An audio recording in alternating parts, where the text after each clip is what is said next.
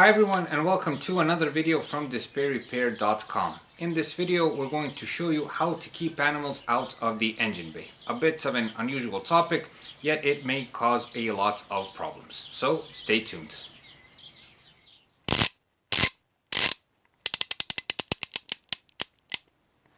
despairrepair.com. I must also mention that the cat that you've seen wasn't hurt in any kind of way. It was in fact a reenactment, but based on a true situation. A couple of mornings ago, when I was making the regular checkups on the car, and when I raised the hood, I saw that the engine cover was all covered in prints of cat paws. Hope you can see that. Okay, this is where the cat was sleeping. Another usual symptom, so to say, that the animal was there. There may be fur around places where the cat was sleeping. As with many problems, prevention is the best solution here also. So one more good thing of making regular checkups, aside from keeping your car in good condition, is for spotting problems like these. If I didn't make a regular checkup under the hood, I wouldn't see that the cat was making a habit of sleeping inside the engine bay, and it was only a matter of time when an accident would happen. The usual scenario is that the cat stays under the engine bay, you start the engine, it doesn't have anywhere to go quickly, you start driving, it tries to get out of the engine bay any way it can, and it usually ends trying to get around the serpentine belt, and the accident happens. Regarding mice and rodents, when you make an inspection, just take a glance at all of those hidden places where mice can make mice or rodents can make any kind of nest. The usual places are this compartment here with the windshield wipers, around the battery, somewhere near the headlights, any place where the mouse or rodents will be out of harm's way. Now, I would advise to make another checkup a couple of days after that, okay? As I've mentioned, cats are habitual animals, and there is a good chance that the cat may come back again and again try to sleep in the engine bay. What you should do before starting at that time is, before you start driving, raise the hood, okay, like this, and make a brief inspection. If there's a cat inside, it will go away. I would advise to do this for the next 4 or 5 days. By that time the cat will be driven away, and you shouldn't have any more problems. One more thing you can do is to leave the hood raised for the whole night perhaps. Of course then animals won't come, but this is not an option if you live in an apartment and you leave the car on a parking lot. You can do this if you have a shed in front of your house or in the driveway. Also, it's not good if there is any kind of rainfall or snowfall or anything like that. So it is an option, but not that I would recommend it, but you can have it in mind. A good thing to do if you suspect that the cat is making a habit of sleeping inside the engine bay before you start driving: honk the horn a couple of times before you start driving. This should be enough to drive it away. Don't start driving immediately, wait for a couple of minutes and then leave.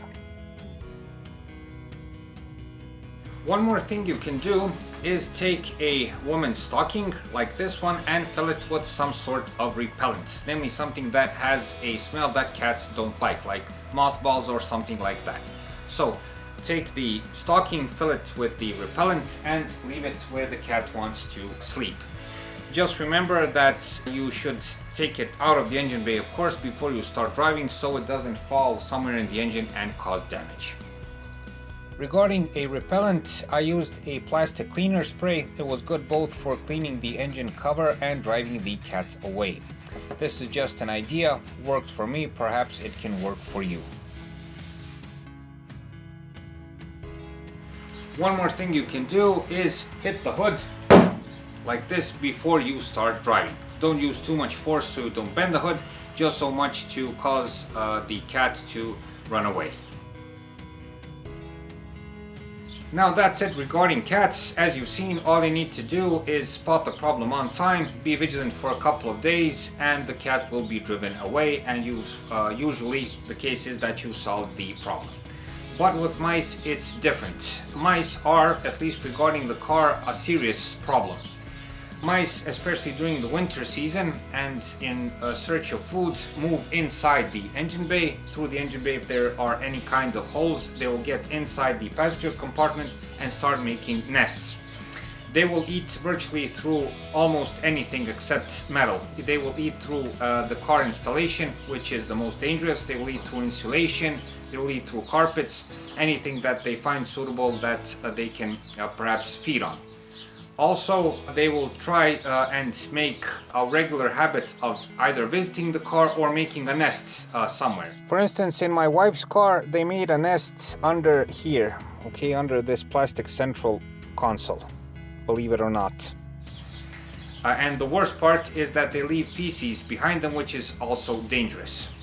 One more problem, which is awful, is that they tend to crawl inside the ventilation system and die there, which can cause an awful smell, which takes days first to find, where it comes from, and then to dismantle everything and pull the mouse out. I'm also talking about this from experience.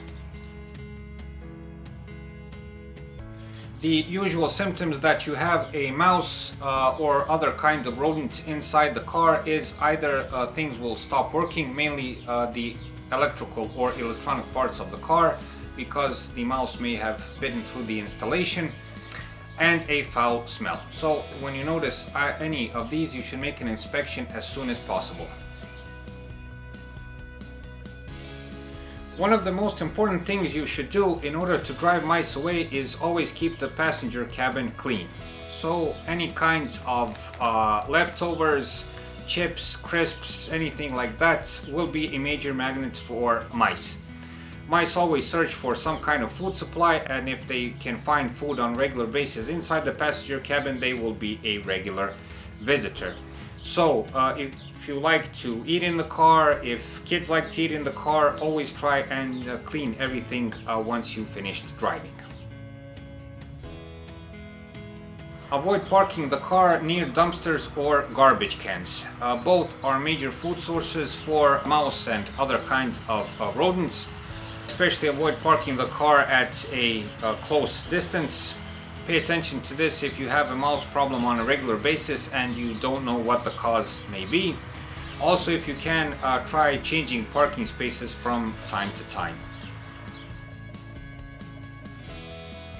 One more very effective method are, of course, mouse traps. I would recommend these plastic ones. There are smaller and bigger sizes. There are places where you can put mouse bait inside. They are very effective. The way they are used best is if you see that the mice are causing problems inside the engine bay, then put it somewhere where it's convenient. Just make sure that if the mouse gets caught or the mouse trap closes, it doesn't damage anything inside the engine bay. Regarding the passenger cabin, best put them inside the footwells on the floor. Just watch that you don't forget about them and don't get pinched when you get inside the car. Another way of driving mice away is using electronic devices. They are mounted usually inside the engine bay and are connected to the plus and minus of the battery in order to have a power input. They work on the principle that they make sound waves at a certain frequency which repels the mice and rodents away. I've seen this, I don't have one actually to show you, and they are pretty effective. Now, this is a tip if you're going to leave your car to sit for a long time, perhaps in the garage or under a shed or something like that. This tip especially goes if you live in the countryside like I do. If you leave the car in that way, there is a very good chance that mice or other rodents will get inside the car and cause problems. The best way to prevent this is a combination of all of these tips that you've heard. So put mice traps around the car or inside the car. Put some sort of repellent or something like that. This way you'll prevent any damage from happening in the first place. So that's it for this time. I hope this video will help you keep your pet out of harm's way. Also that it will help prevent any kind of damage to your car. I hope this video helps. If it did, give us a like and subscribe. It's a huge help for what we're doing. Also, if you find the time, visit us at our website displayrepair.com, where you can find more useful car and driving tips. Thanks for your time and thanks for watching.